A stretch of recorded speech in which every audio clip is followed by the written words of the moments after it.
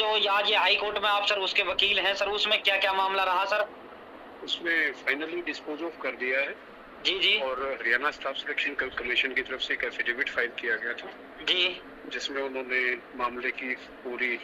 Reference और सारी history देते हुए कहा कि बार बार जांच रिपोर्ट करने के बाद उन्होंने अपना गलती मानी है कि वे 3 क्वेश्चंस को और साथ में 2 क्वेश्चंस और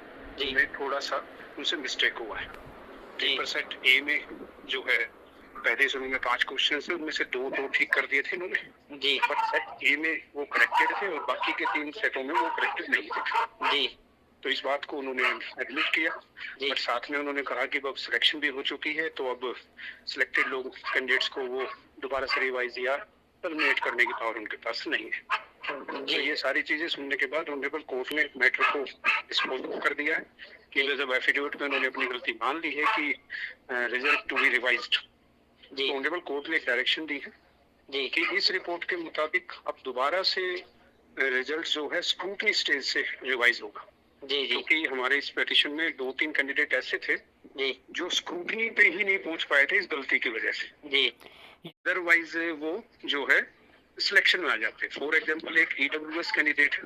जी, उसके मार्क्स 61 बताए गए जी, तो कमीशन ने उनको 63 मार्क्स से कम होने की वजह से स्कूटरी में नहीं बुलाया जी, और फाइनल सिलेक्शन हो गई है 64 पे जी सर। अब इस गलती की वजह से उसके 61 थे जी, बट अगर गलती ठीक हो जाए तो उसके 63 बनते थे जी, क्योंकि 2 क्वेश्चन उसके गलत वो दिखा रखे जी सर, एक का ऑलरेडी उसको मिला हुआ था, तो इस प्रकार उसको 63 प्लस 5 सोशियो इकोनॉमिक उसके 68 बन जाते हैं। वो सिलेक्शन में आता था जी, बट उस स्क्रूटनी तक ही नहीं पहुंच पाया। वो पवन कुमार है इस तरह का कैंडिडेट जी। इस तरह की बातें भी हमने ऑनरेबल कोर्ट के सामने रखी, तो फिर ऑनरेबल कोर्ट ने डिस्पोज ऑफ करते हुए डायरेक्शन दी है कि स्क्रूटनी स्टेज से ही ये मैं इस पूरे रिजल्ट को रिवाइज किया जाए। उसके बाद इसमें लगे हुए हैं सर, ये हट सकते हैं। I am coming to that point. उसके बाद जब रिजल्ट रिवाइज हो जाएगा जी, जो भी मेरिट लिस्ट बनती है जी, उनमें जो भी पिटिशनर है जिन्होंने केस फाइल किया है या कैंडिडेट है जी, जो इस गलती का खामियाजा भुगत रहे जी, वो अगर उस कट ऑफ मेरिट में आते हैं जी, तो उनको सिलेक्शन में दे लिया जाए जी, और जो एक नया रिवाइज्ड होगा जी, और उस गलती की वजह से किन्हीं को गलत बेनिफिट मिल गया जी, या फिर कट ऑफ ऊपर या नीचे जाती है जी किसी भी कैटेगरी में, तो जो उस कट ऑफ जोन से बाहर होंगे जी, वो सिलेक्टेड कैंडिडेट्स वो डिसलेक्टेड लिस्ट में आ जाएंगे। हाँ, तब तक वो काम करते रहेंगे जी सर जी। तो ऑनरेबल कोर्ट ने किसी को हटाने की ऑर्डर नहीं की है, बट अगर नया रिजल्ट आता है जी, और नया रिजल्ट आने के बाद वो विद इन सिलेक्शन में है जी, तो वो काम करते रहेंगे, और नए रिजल्ट के बाद अगर बाहर है जी, तो उनको 1 महीने का या 2 स्टेपुलेट टाइम उसका नोटिस दे करके जो है उनको हटाया जा सकता है और इन पिटिशनर्स को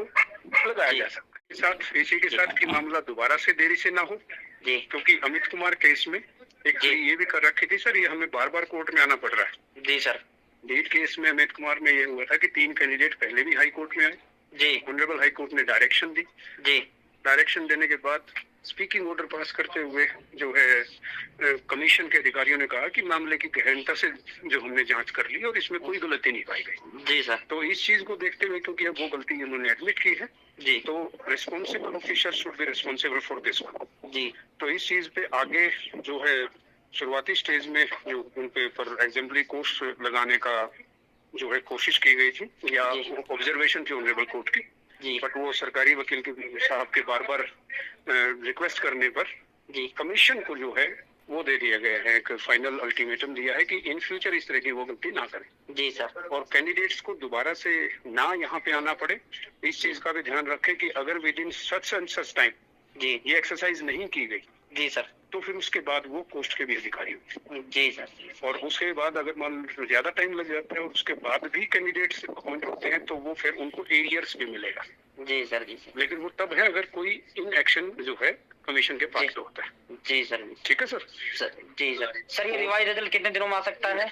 सर वो डिपेंड करते हैं, ऑनरेबल कोर्ट ने जो है टाइम फ्रेम किया है जी, वो अभी जब ऑर्डर आ जाएगा तो उसमें स्पेसिफिकली मेंशन होगा।